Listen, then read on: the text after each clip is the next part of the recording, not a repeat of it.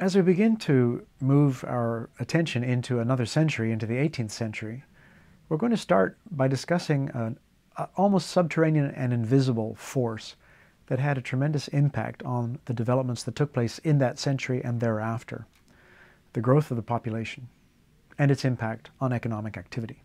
As the chapter in the textbook begins, citing the optimist and the pessimist, Condorcet and Malthus, let us remember that Thomas Malthus had predicted that population would grow until it had exhausted its food supply, and that then it would collapse in catastrophic demographic tragedies until the population had shrunk back down to the size where it could feed itself.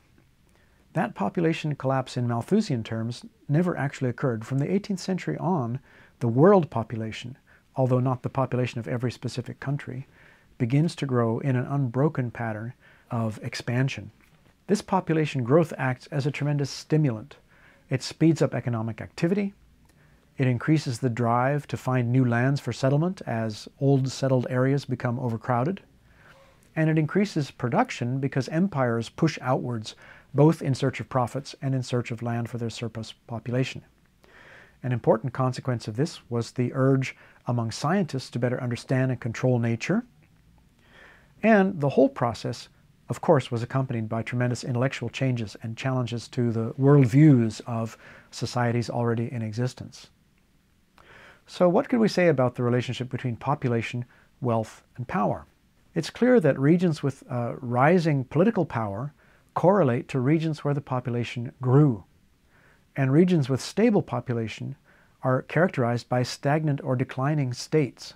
It's a very interesting consequence of population growth, and it's something that we might explore a little bit more fully in this and in succeeding talks. Now, there's a trend of population changes that we wanted to look at. In the 18th century, the population grows in basically two ways: population settlement in frontier areas and overseas colonies, and increasing concentration of population in towns and cities. Rising populations and urbanization are visible no matter what region we're looking at. In China, the overall population is believed to have doubled over the course of the years between 1700 and 1800. Europe also doubled during that period. The population of the Americas rose in that century by a factor of 6. But the population of the Ottoman and Persian empires was static. The proportion of the Ottoman Empire's population declined from 1 to 6 in terms of Ottoman Empire as a proportion of European population to 1 to 10. That's quite a significant drop. There were more people in cities. To take the greatest example of them all, the urban complex of Guangzhou, Canton in China. That urban conglomeration had more people than all the capital cities of Europe combined. But by the 18th century, the capital cities of Europe were not really slouches either. London had passed the 1 million mark. Paris was 500,000, and Amsterdam 200,000.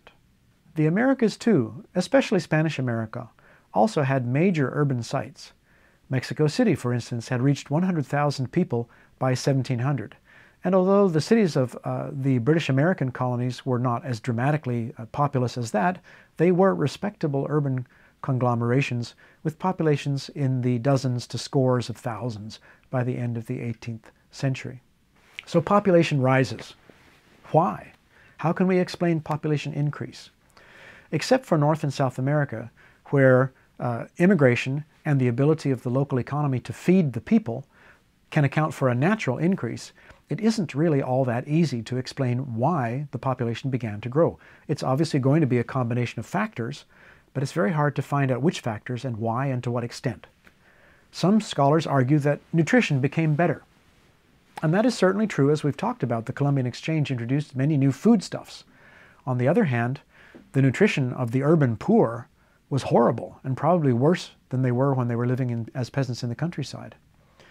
Similar claims made for better hygiene also work in some areas, but not in places like in the new urban conglomerations, especially among the poor people, with the notable exception of Japan, where the streets did not flow with human waste because the Japanese collected it and used it as fertilizer in their agricultural areas. So there were nutrition gains, but they were offset by losses. Hygiene improved, but some urban environments were bad. So what else might there be?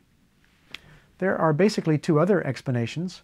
One focuses on the idea of progress, in particular in knowledge about disease and about hygiene.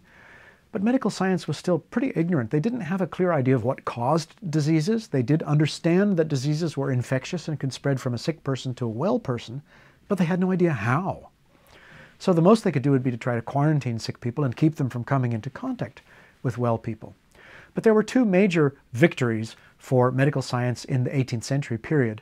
One was to figure out how to deal with scurvy, especially in the mini communities of shipboard sailors on voyages that lasted for 1 to 2 years. Scurvy was a vitamin C deficiency disease, and it was discovered by trial and error throughout the 17th century that citrus fruit and green vegetables provided an antidote to the development of scurvy. And that's one of the reasons why British sailors are traditionally referred to by the term limeys, a term that's extended to Brits in general. There are also successes in eradicating smallpox with the spread of vaccination, a touchy subject right now, but one which has a history going back to the 18th century when Lady Mary Wortley Montagu, wife of the ambassador to the Ottoman Empire, brought back to England the practice that was widespread already in Turkish medicine of inoculating people with the smallpox disease so that a mild case could build up their natural immunities and make them able to survive outbreaks. Later in the 18th century, William Jenner developed the much more successful and less deadly form of vaccination using cowpox, a similar disease that is called cowpox because it particularly afflicted the dairymaids of the English milk industry, but which was similar enough to smallpox that the antibodies that it called forth protected individuals from infection by smallpox. The mixing of populations spread natural immunities among the survivors of the various diseases that accompanied the arrival of Europeans into native societies, and that was one ecological change that helped population rise. And we have also talked about in other talks, it may well be that pathogens themselves, the disease-causing organisms, which are constantly mutating and developing, may have mutated into forms that were less deadly. Whatever the cause, remember, throughout the 18th century and thereafter, the world population begins to rise. Building on and driven by the population trends we've already discussed, the 18th century was also a period that saw dramatic economic changes, mostly concerning the intensification and distribution of production and the role of Europe in that trend. But before we get to Europe and industrialization, I want to talk about economic trends in the most successful global economies of the 18th century, that is to say the economies of China and to some extent India, with the Ottoman Empire thrown in as contrast. China was still in the 18th century the most productive, richest, and impressive economy in the whole global system. In fact, the most intensive industrial concentration in the world was still in South and East Asia. So China really represents what you might call the 18th century first world. The sheer size of the Chinese market meant that the Chinese economy would be dynamic. Demand was always high. And so in 1800, 10% of all the grain grown in China was sold on the market, not consumed by producers. For the time, that was a very high figure. More than 25% of the raw cotton, 50% of the finished cloth, all of the silk, tea, and salt were also traded on the market and not consumed as items of subsistence consumption. This was the Chinese market we're talking about. What this meant was that foreign trade really meant relatively little to the Chinese. But boy, did it mean a lot to the Europeans. Europeans desperately needed foreign trade to get the goods they wanted, to get the luxury items they wanted, to make a profit, and to increase their incomes. And for most of the period, they still had to pay in silver. As we mentioned before, the Europeans, until they had a product that China wanted, pretty much had to pay cash on the barrelhead. But in the 18th century, Europeans discovered and began to develop a product that, like sugar before it, generated its own demand. The addictive opiate, opium. Grown in the British regions, British-controlled regions of South Asia, opium began to creep into China's market at the beginning of the 18th century. And the British soon began to leverage their control of that trade into a force to break the Chinese market open. So how was it that China's position was vulnerable? there were three ways that the Chinese market, the Chinese status as the first world's great power, the Chinese dominance of the global system could be attacked. Foreigners could exploit the opium market as they would, culminating in 19th century wars forcing China to open itself to unlimited trade in opium, shades of the exact opposite of our 20th century wars on drugs. They could also, as a second way to attack it, would be to seek to find ways to produce the products that they traded with China for in their own regions, out of their own territories, in their own raw materials. So there was a real race to try to figure out how to make porcelain. The secret of the making of porcelain was not cracked until the late 18th century in Europe. What we had up until then was sturdy earthenware that often achieved great artistic appeal. We call it maiolica or faience from the various places where it was produced. But it is earthenware. It's not porcelain. It's not as hard, it's not as brilliant, it's not as light, it's not as transparent. And until the secret to making it was finally discovered through trial and error experimentation, the only place to get porcelain in the world was China. Similarly, rhubarb. You don't think of rhubarb perhaps as a trade good, but it was medicinal in China and widely sought after in Europe as a medicine. And silk production and tea production was still largely controlled by the Chinese. Finally, the other way that the non-Chinese, especially European entrepreneurs could attack the Chinese dominance of the market was to increase their own productivity, which they would do through industrialization. This, of course, stimulates us to ask the question, why didn't China, which had given so much technology to Europe from the time of the Mongols up until the 18th century, why didn't China develop industrialization itself? Some historians have developed a concept to explain why, which we call the high-level equilibrium trap. Essentially, China had a massive internal demand, but it could meet that internal demand with industries that were run with traditional technologies. There was therefore no scope to increase output. Just take one example. Britain tripled its cotton production in the 30 years from 1740s to the 1770s. If China tripled its cotton production, the world would not supply enough raw cotton to let China do that. Because labor was easily come by, it meant that capital was expensive relative to labor. Cheap labor is good for industrialization, but if capital is too expensive, it's still better, economically speaking, to use cheap labor, which is available plentifully, rather than to invest in mechanization. That high equilibrium trap then meant that China was, in a way, by the 18th century, a complacent sitting duck waiting to be picked off by the more productive and more aggressive European economies and the political forces that benefited from them. We can see that process happening in another first world economy of the 18th century, the Mughal Empire in India. Indian industry up until the 18th century was as impressive as China's in textiles, in the production of iron. Until the 1700s, no iron manufacturing in England could produce steel of the same quality as that produced in India. The best British steel was made in India and imported into Britain. And there were other manufactured products that the Indian economy produced. And despite the Mughal Empire's high taxes, which reached to 50%, the spending by elites stimulated production in the economy. But there were inherent systemic weaknesses in the Indian economy.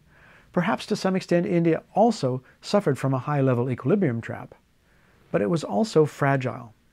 And we can see that the productivity of Indian industrial production using traditional methods declines as the Mughal state begins to decline in the middle of the 18th century. In a war with Persia in 1739, the Persians sacked the Mughal capital and took away the treasury, thereby kind of taking away the storehouse of spending money that the elite could use in conspicuous consumption, in economic stimulation. And as the British began to increase their control of regions of India, especially after they took over Bengal at the end of the 18th century, their policies were directly aimed at deindustrializing India and making it a market for British finished products, often produced using Indian primary raw materials. Just as another example to contrast with China and India, let's look at the Ottoman Empire briefly. Like India, the Ottoman Empire's industrialization was held back by some of the same factors that affected India. Ottoman Empire produced raw materials, but it was highly selective in what it produced, and it lacked the technical inventiveness that was characteristic of the European economies. This made it vulnerable to European competition, and gradually in the course of the 18th century we see almost all of the Ottoman overseas trade being carried not by Ottoman ships but by French, English, or Venetian shippers. Exports from the overland trade from Persia or Egypt, which used to come across the Ottoman Empire and be carried by their traders, disappeared. Europeans were, as we've already said, carrying some of the trade, but European competitors began to make products that were just as good as what came over the Silk Roads, and therefore they could displace those products. So in the end, the Ottoman Empire's stagnant population, political difficulties controlling the periphery, and lack of competitiveness with European economic products and economic activities of aggressive European merchants led to its getting shut out of the forces that helped create industrialization. So let's look at how productivity was jacked up by industrialization next. Having looked already at the 18th century's first world, let's have a look at the developing world, Europe. It's sometimes a little bit mentally hard to come up with conceiving of Europe as the backward and undeveloped region of the global trading system, but this was still true in the 18th century. However, this was the period when the European economies were beginning to catch up in wealth and productivity with the East. But did this just happen out of a series of accidental developments that nobody caused? Certainly there were circumstances, location, raw materials, etc., but it wasn't exactly an accident. One might mention the relevance of scientific revolution. The industrialization of the 18th century was preceded and accompanied by one of the most vigorous eras of development in the history of Western science. And science and technological advance, both of them grew out of interest in the world of nature, how it works, how it could be used, and in the eyes of some, how you could profit from it. So both the sort of thinking scientists and the tinkerers who wanted to fiddle around with machines are features of this era. And the development of steam is a great example of the putting together of the two. The concept of steam had been known since classical times. The technology had been gradually moving into adaptation, but it took a series of tinkerers to come up with various ideas to take advantage of concepts that theoretical science had emerged on, such as differential atmospheric pressure, which helps drive the pistons that turn the shafts that a steam engine drives, made them more efficient. Isaac Watt, his friend James Wilkinson, you might have heard the advertisements for Wilkinson's sword, razor blades. Wilkinson made swords, but he also made cannons, and cannons are bored cylinders, and so he had the technology and expertise to make highly exactly measured cylinders with pistons inside them, much more efficient. And so a steam engine ceased being just an obscure, weird-looking, inefficient thing that helped pump water out of mines and became something that you could conceive of adapting to running the looms in a factory, or, as people eventually did, actually providing locomotive power. So those are just examples. There were other factors. Population growth we've already emphasized before. Europe experienced population growth both at home and in its colonies. Europe was also very well placed to benefit because it controlled the ocean trade. It had access to new energy sources, and so these developments and the benefits of being in control of the trading network helped it make the productivity leap marked by the emergence of new technologies that went into the meteoric rise of the European economies within the global system. The new technologies included technologies of power.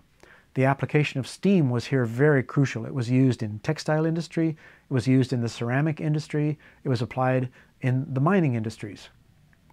Technological advances in these fields, one mentions the spinning jenny or the Arkwright loom, made production of manufactured goods faster and cheaper, and sometimes, although not always obviously, better. Britain is the great example of a place where the resources, the position, and the technological transformation of key industries lead to what we might call the Industrial Revolution.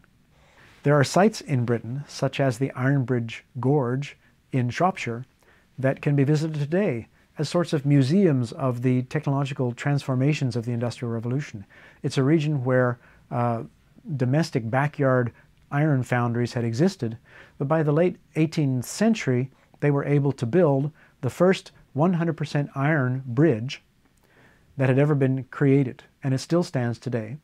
Interestingly enough, if you go there and look at it, you'll see that it is an iron bridge, but it's in effect a bridge built with the technology and the expectations and with the design of a wooden bridge, only the pieces are made out of iron, not out of wood.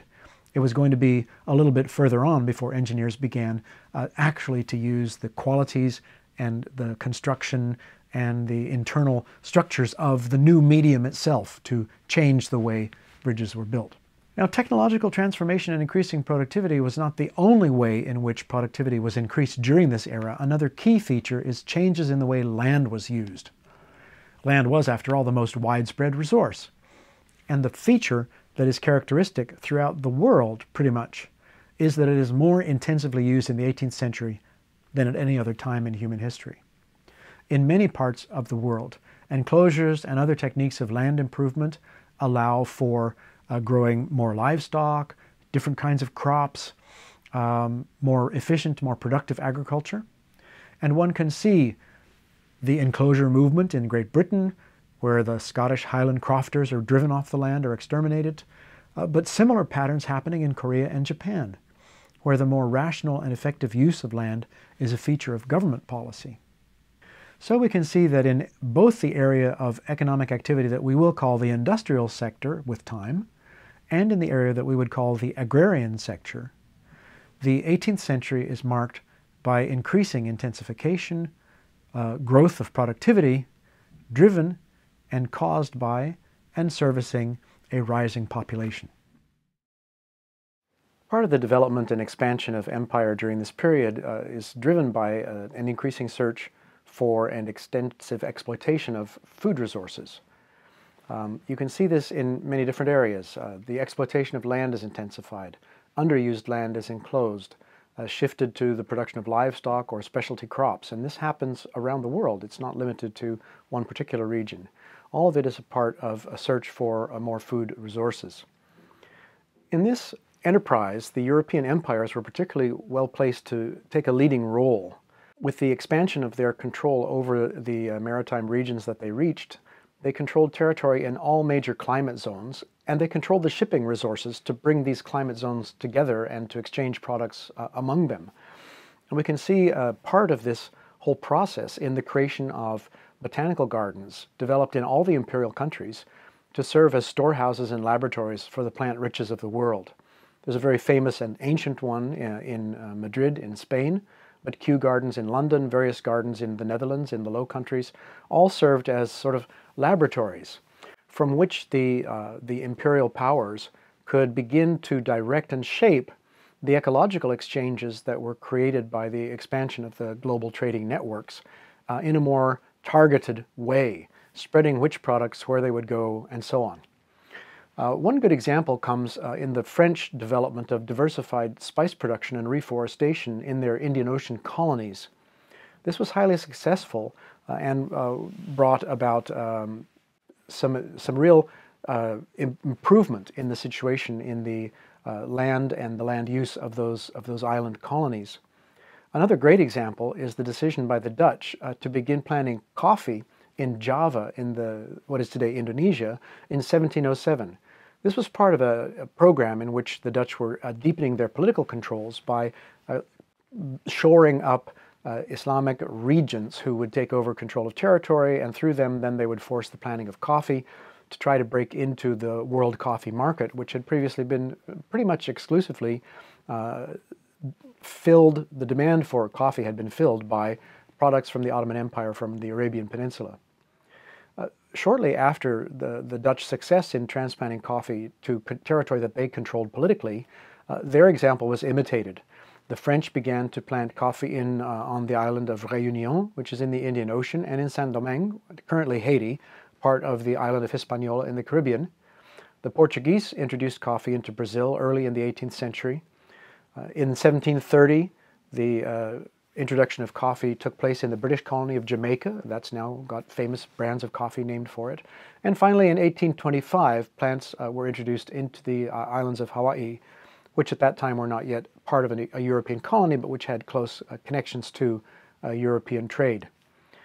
The boom that followed this expansion of coffee production and the commitment of European empires to make it a commodity for trade generated even more demand for sugar because, like chocolate, coffee is a bitter beverage, and most people prefer to sugar it. And so sugar production expanded dramatically, not just in the territories where it had already been established, in the Caribbean and in Brazil, but now around the Indian Ocean as well. One vast area that had not yet been completely knitted into the global network of trade was the Pacific Ocean. And yet here too, even isolated island societies proved capable of generating more intensive economic productivity and land use. For instance, in Hawaii, the local Polynesian population had very intensive terraced agricultural fields and were highly productive and greatly admired by the mariners who were reaching them as a source for food. Other islands and island regions in the Pacific Ocean realm that seemed to be productive and generous in their climate and the potential food resources available there were Tahiti and New Zealand, which had been discovered by the Dutch in the mid-1600s, but had been dropped out of people's focus of attention until the 1700s when the British returned there. Exploration of these Pacific islands kind of fostered an image of the South Seas as a kind of Garden of Eden, a paradise of plenty, not just food plenty, but even sexual license, and a place where seamen could rest and relax in more ways than one. One of the native fruits available in the diet of some of the Pacific Islands, in particular Tahiti, was the breadfruit. And this led to a very interesting experiment in the regional transference of an ecological product for food reasons, which also gave rise to a great Hollywood blockbuster movie and a couple of excellent novels by Nordhoff and Hall. Captain William Bligh was commissioned by the British Admiralty to, on the request of a planter in the Caribbean, to transfer live breadfruit plants from Tahiti to the Caribbean.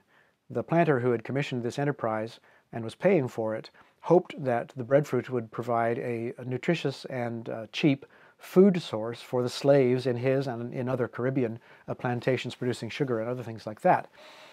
Bligh's personality and his command style led to a mutiny, the mutiny on the Bounty, and the Bounty mutineers eventually left Tahiti and ended up establishing themselves on Pitcairn Island, an isolated spot in the South Pacific, where they were later discovered and punished. Bligh and some of the loyal crew members were set into a longboat and set adrift in the middle of the Pacific.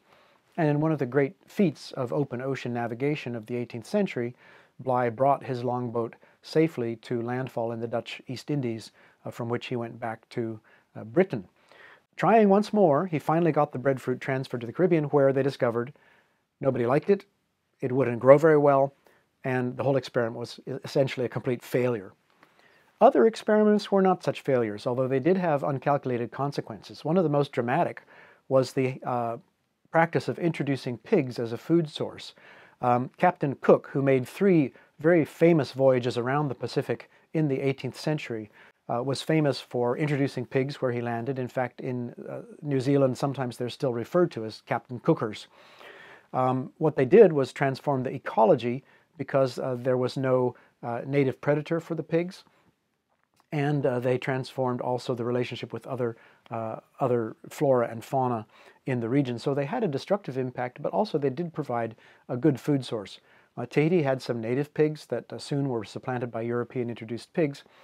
And by the turn of the 18th to the 19th century, actually a trade was developing between Tahiti and a brand new British colony in Australia in preserved pork. Because a technique of preserving pork through salting and smoking that left it palatable even after long voyages and a passage of time made it possible for Tahiti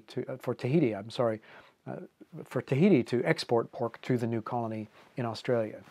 Other European crops introduced throughout the Pacific were potatoes, garlic, and many other garden and orchard crops, which represents sort of an approach that the European explorers and later settlers brought to the regions of the globe they were discovering and eventually settling in, where the climate and the terrain allowed them to feel a little bit at home. Similar temperate zone climates, similar look and feel to the landscape to what they were used to at Europe, and so they brought with them crops and animals that they were familiar with. This led to a certain kind of colony which we call New Europes. in which the settlers try to recapitulate, reproduce, recreate a kind of European society.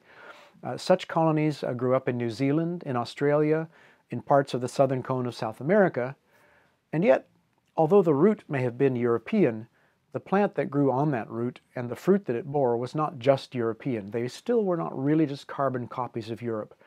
In spite of the fact, that the idea was to recreate England and Australia, actually the Australian climate better suits Mediterranean-style crops. And so the kinds of things that grew around the governor's mansion in Botany Bay, later Sydney, Australia, they were things that would have grown in Spain or Portugal, in the Mediterranean, in southern Italy. So all of this reflects the kind of, if you want to say, syncretism of foodways and culture and expectations between European settlers and the new environments in which they found themselves.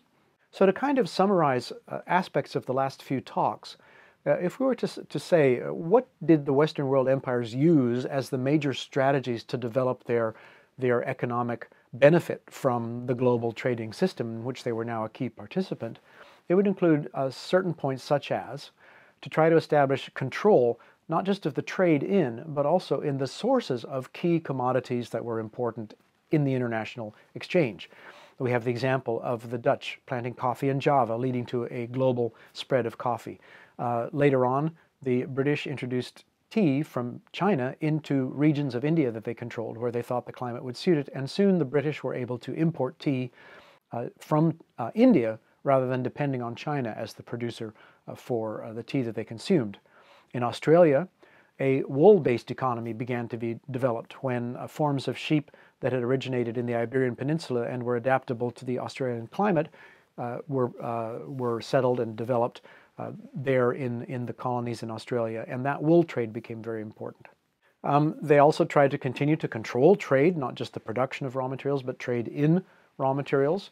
Generally speaking, they maintained a fiercely protected monopoly of the resources of the Americas. The Spanish required that all trade with their colonies be carried by Spanish ships. The Dutch had a monopoly of trade with Japan, which was a great source of silver because that was what the Dutch gained from trading the goods they brought to Japan. The British dominated India, where they controlled the revenue generated by the local economy and the labor that they could reassign, and they saw India as a market for their own products.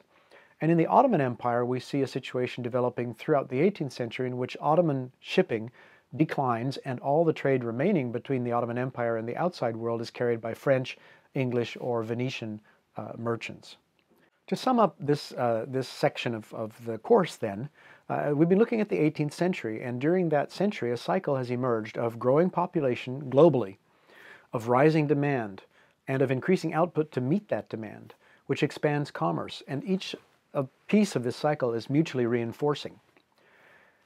China and Japan, the Asian superpowers of the time, still benefited from the demographic and economic changes, but it was really Europe and its American and Pacific extensions that were poised to gain the most from these processes, as we shall see in the next century.